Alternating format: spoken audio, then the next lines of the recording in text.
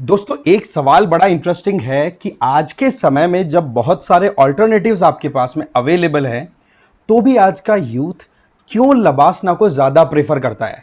Even एक बार को तो यह कह दिया जाए कि भाई आपके सामने 5 स्टार होटल में स्टे है और लबासना में स्टे है, तो आप क्या प्रेफर करेंगे? कमेंट करके जरूर बताना, क्योंकि बहुत ज्यादा चांसेस ये हैं कि आप लबासना के बारे में ही बोलेंगे कि एक्चुअल में यहां पर किस तरीके की ट्रेनिंग दी जाती है हमारे ब्यूरोक्रेट्स को, कैसे एक इंडिविजुअल एक ट्रेनी के तौर पे एंट्री लेकर के फाइनली फिर एक ऑफिसर के तौर पे बाहर निकलता है और फिर पूरे देश को रन कराने में अपना इंपॉर्टेंट रोल प्ले करता है।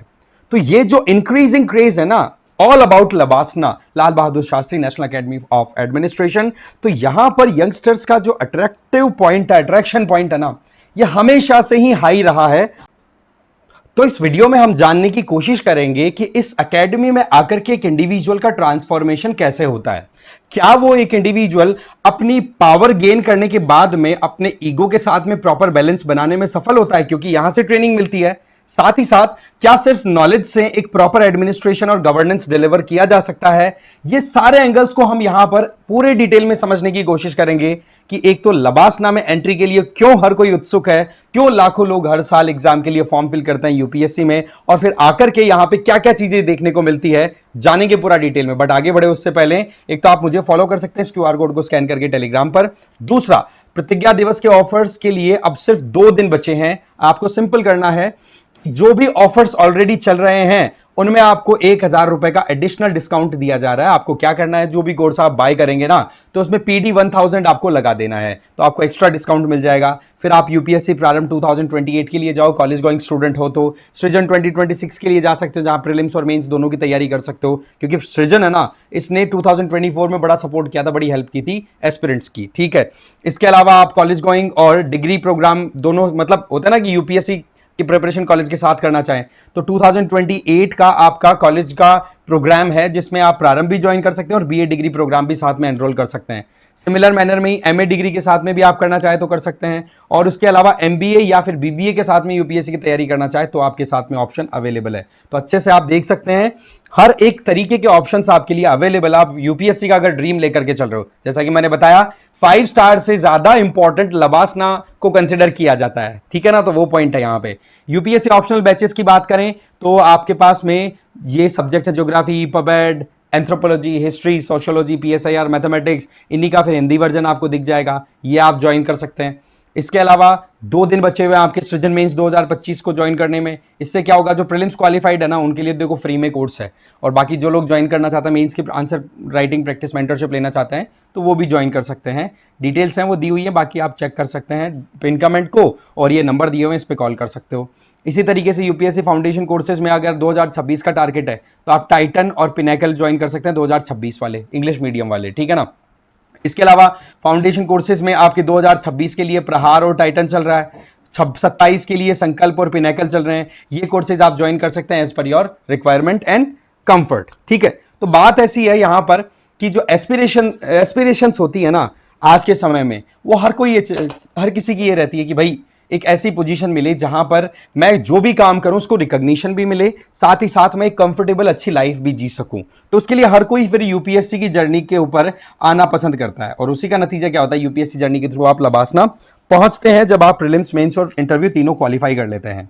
अब यहां पर सबसे इंटरेस्टिंग चीज क्या है कि एक चीज तो देखो लबासना में पहले से ये क्लियर रहती है, वहां पर जो भी आपके कह सकते हैं गाइड है, मेंटर्स हैं उनकी, कि भाई जो बंदा सेलेक्ट होकर के आ रहा है ना, वो हार्ड वर्क करना तो जानता है, उसके बेसिक्स तो बहुत अच्छे से क्लियर हैं, वो डेडिकेटेड है अपने काम को लेकर के, अपने टारगेट्स को लेकर के। तो इस तरीके से यहां पर जिसकी भी एंट्री होगी उसको हमें मोल्ड करने में ज्यादा परेशानी नहीं होगी। और वैसे भी देखा जाए तो इंडिविजुअल्स यहां पर ग्रेजुएट होकर के फिर आते हैं, तो यहां पर मोल्ड नहीं करना, उनको जस्ट इंडिया के बारे में बताना है और आप इंडिया को कैसे बेटर प्लेस बना सकते हो उसके ऊपर काम करना हमारा सिखाने का मेन टारगेट होता है। अब इसी दरमियान एक मैं इंटरेस्टिंग स्टोरी यहां पर बताना चाहूंगा, मसूरी में ही क्यों लाल बहादुर शास्त्री ये नेशनल एकेडमी हमारी ओपन हुई। देखो पहले तो क्या था कि दिल्ली में ही ट्रेनिंग हुआ करती थी, मेटकाफ हाउस करके एक प्लेस है दिल्ली में, वहां पर एकेडमी रन होती थी। बट जब शुरुआती तौर पर देखे ना तो मेटकाफ हाउस में तो आईएएस की ट्रेनिंग होती थी, माउंट आबू जो राजस्थान में जो है वहां पर आईपीएस ऑफिसर्स की ट्रेनिंग होती थी, मतलब अलग अलग एरिया में। पर यह था कि इनके बीच में कैसे एक प्रॉपर बैलेंस और इंटीग्रेशन लाया जाए, तो उसके लिए फिर बाद में एक प्लान सूझा उस टाइम के होम मिनिस्टर गोविंद वल्लभ पंत जी के दिमाग में। कैसे आया देखो, मसूरी और देहरादून दोनों पास पास में लोकेटेड, आपको ध्यान होगा इस बारे में अच्छे से, राइट। तो वहां पर क्या है, बहुत सारा ट्रेड अच्छा खासा चलता था जब रॉयल फैमिलीज वहां पर निवास करती थी। अब 1947 के बाद में रॉयल फैमिलीज तो रही नहीं, तो लोग भी वहां से माइग्रेट करके निकल लिए कि चलो ठीक है अब अपने अपने एरिया में रहेंगे। तो ऐसे में मसूरी डिक्लाइन करने के कगार पे आ गया। तो फिर मसूरी के जो भी बिजनेसमैन थे वो पहुंचे गोविंद वल्लभ पंत जी के पास में कि पंडित जी यार थोड़ा सा बचाओ हमें, ऐसे तो करके पूरा मसूरी और देहरादून बिल्कुल कोलैप्स कर जाएगा। तो फिर उसके बाद में डिसाइड हुआ कि शुरुआती 3 महीने, ज्यादा भी नहीं तो 3 महीने है ना, कि एक साथ ट्रेनिंग दी जाए जो भी सिविल सर्वेंट्स सेलेक्ट होते हैं यूपीएससी एग्जाम के थ्रू। तो ये अपने आप में एक बड़ी इंपॉर्टेंट चीज थी, ठीक है ना। तो यहां पर हमें सबसे इंपॉर्टेंट चीज ये देखनी है कि एक इंडिविजुअल जब यूपीएससी क्रैक करके आगे पहुंचता है तो उसके दिमाग में हमेशा एक चीज बनी रहती है कि यार मैंने एग्जाम क्रैक किया है, तो वो एक 7वें आसमान पे रहता भी है। बट विद द टाइम जब 400-500 लोगों के साथ एक साथ मिलना होता है लबासना में, तो वो जमीन पे भी आ जाते हैं कि हाँ भाई हमने तैयारी जो की है वो मोर और लेस सबके बराबर ही की, और मेरे जैसे और भी बहुत सारे सेलेक्ट होकर के आए हैं। फिर वहां पर न्यूट्रलाइजर का काम करना शुरू करता है लबासना, और फिर वहां पर सिखाया जाता है कि आपके पास में नॉलेज है पर आपके पास में एक प्रॉपर एटीट्यूड होना जरूरी है कि हां मुझे हर चीज के लिए पॉजिटिव एटीट्यूड रखना है, मुझे चीजों को करेक्ट करना है, इंप्रूव करना है। तो ऐसे में ऑटोमेटिकली फिर आप स्किल सेट भी डेवलप करते चले जाते हैं, और फिर स्किल सेट से आप अपनी परफॉर्मेंस देना स्टार्ट कर देते हैं अपनी सर्विसेज में, जिसका नतीजा ये होता है कि लोग आपको साब साब करके आगे पीछे चक्कर काटना शुरू करते हैं।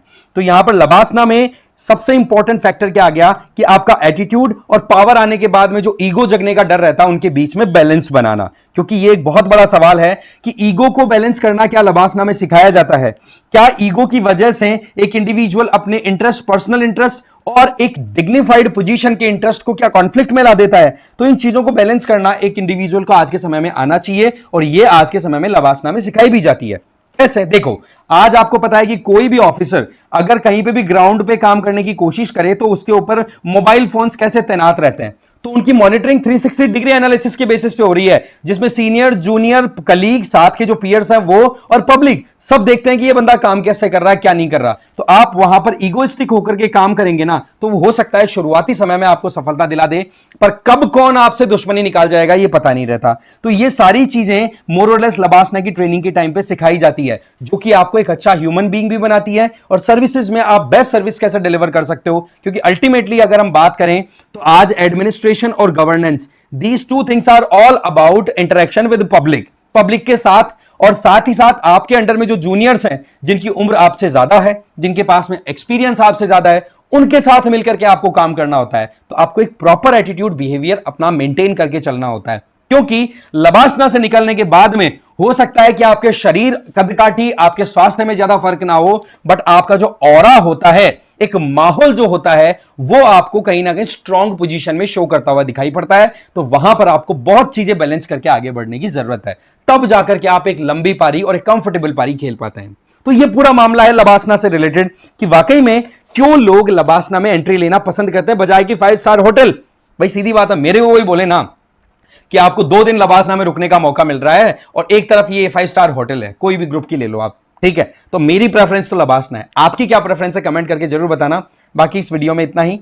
देखो सेलेक्ट होकर के पहुंचोगे ना तब ज्यादा मजा है।